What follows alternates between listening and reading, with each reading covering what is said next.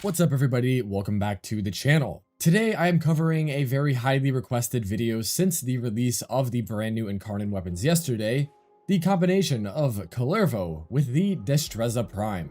If you don't know, the Destreza with its Incarnon is now one of the best melees in the game, and most importantly, the strongest build to use on it doesn't use melee influence, which is an automatic plus 10. But more importantly, compared to the other Incarnon melee that came out, the Prisma Obex, the Destreza is not bugged. If you didn't know, this evolution is currently providing 8,000% more finisher damage instead of 80%, which is why it's damage capping very easily. So if you want to take advantage of that, link in the cards right now to that video. It's probably not going to be here for very long. But anyways, this is a Destreza and Kullervo video. So let's go over what we need to run with it. The biggest thing about the Incarnon form is that you gain 10% puncture damage per heavy attack kill, up to 300% while transformed, making melee Doughty by far the strongest arcane to use with it, giving you 1 critical damage for every 10% puncture status chance on your melee weapon. What this means is that because we gain so much of it from the Incarnon form, if we then use the evolutions to give us even more status chance on puncture status, and increase our base status chance by 16%, and you know, +1 range because that's very good, but yeah, increase the base status chance by 16%. We can get the amount of crit damage given to us by Doughty up into the 20s. And if you have played any Kullervo, you'll know that he really loves having a lot of crit damage because Wrathful Advance is going to give us 600% more crit chance on this build, which is guaranteed tier 3 red crits. So having such a high crit multiplier to combo with that does obnoxiously high damage. Yet the way that we build Destreza is a bit different than what you would expect. A lot of melee Doughty setups on other weapons are going to use plus puncture damage mods instead of the cold and heat 60/60s that I have here, and that's because you need to get more puncture to scale the benefit from the arcane. But remember, we're already getting so much of it from the Incarnon form, so we can regain a little bit of the AoE that we lost by not using melee influence and use Blast. And with how insane the critical damage and crit chance buffs are, said blast procs are going to nuke on a scale equivalent to melee influence. It is that good. Otherwise, things here are pretty standard.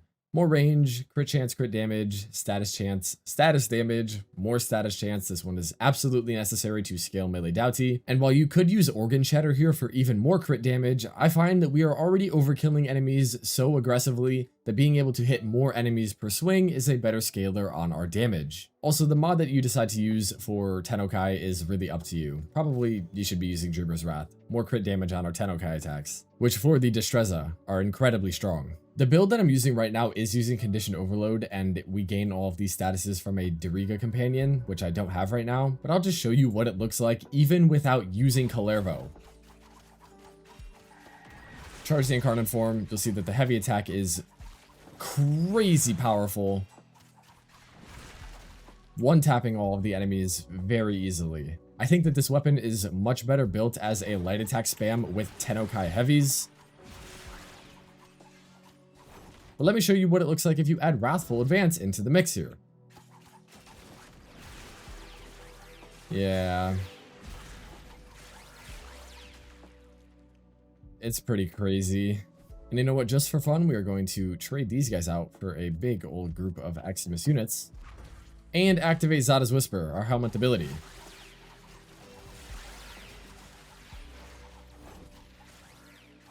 I mean, I didn't even use the heavy attack there. They just got absolutely destroyed. Our crit damage bonus right now, by the way, is 18.3.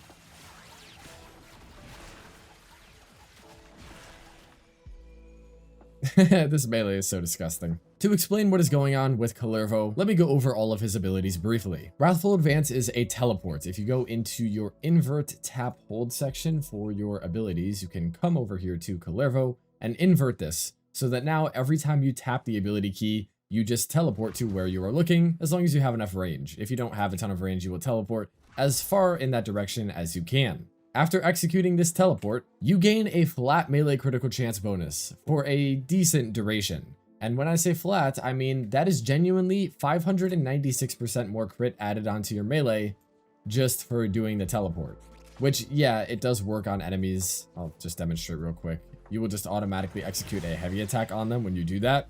And like, yeah, that's really good on this build, but We get all of our heavies from Tennokai, and it's really important that we do that because Tennokai won't delete all of our combo, whereas using it like that will. Ability number 2 is Recompense. Activating this ability will cause all of the daggers embedded in his body to begin orbiting Kullervo. If you now get near enemies within a very short time frame, the daggers will fly off and deal slash damage on them, simultaneously giving Kullervo overguard just for hitting enemies, and if he is not at maximum health, restoring his health pretty aggressively. If the daggers don't hit enemies though, they will actually come right back at you, dealing kind of irrelevant damage, only 350 right there, especially when you gain so much per cast. But the problem with this ability is that you need to be consistently spam casting it, except actually you don't need to do that because Volatile Recompense is an augment.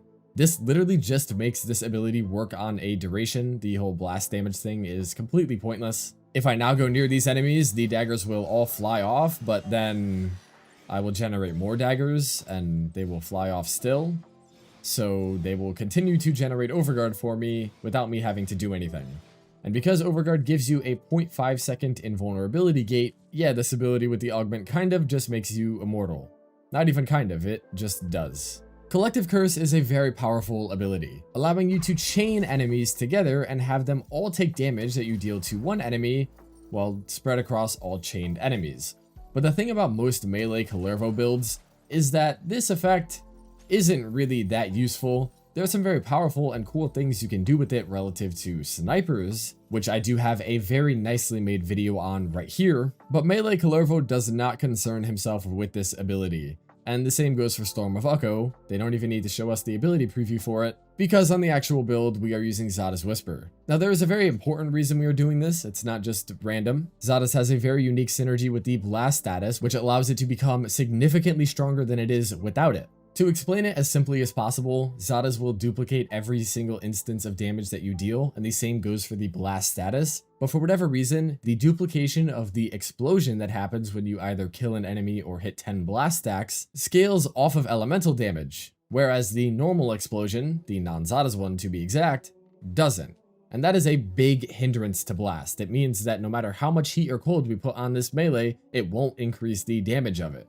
But by using Xata's, we not only double the amount of explosions, but also cause that second instance to now be buffed by 120% more elemental damage. Unfortunately, the puncture damage bonus will not apply, but clearly that is not much of a problem for the build.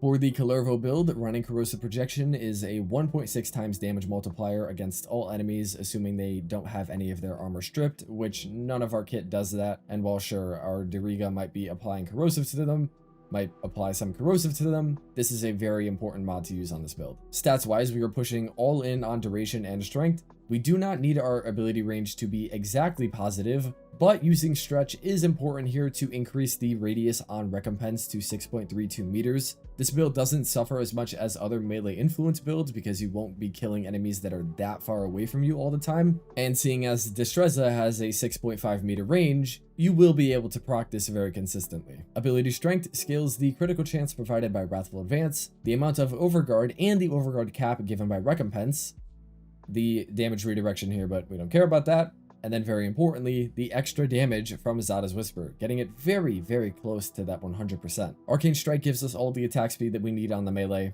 And then Equilibrium is a must-use mod for energy management. You don't cast your abilities very often, but you do want to make sure that you are as close to 300 as possible for any situations where you might get silenced or you need to re-up on everything all at once.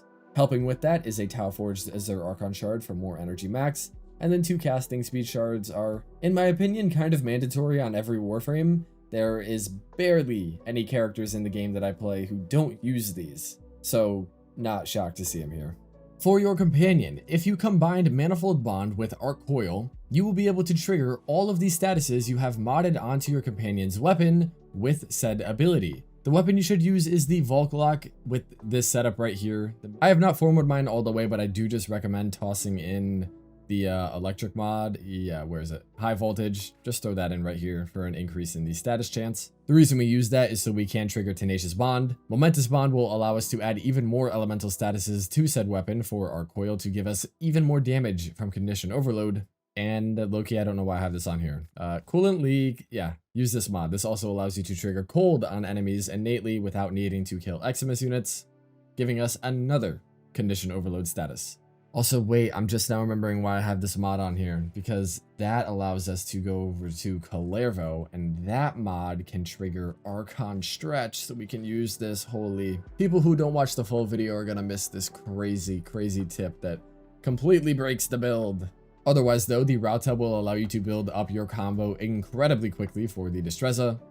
Epitaph Prime is a good primer, not that you will need it to do that.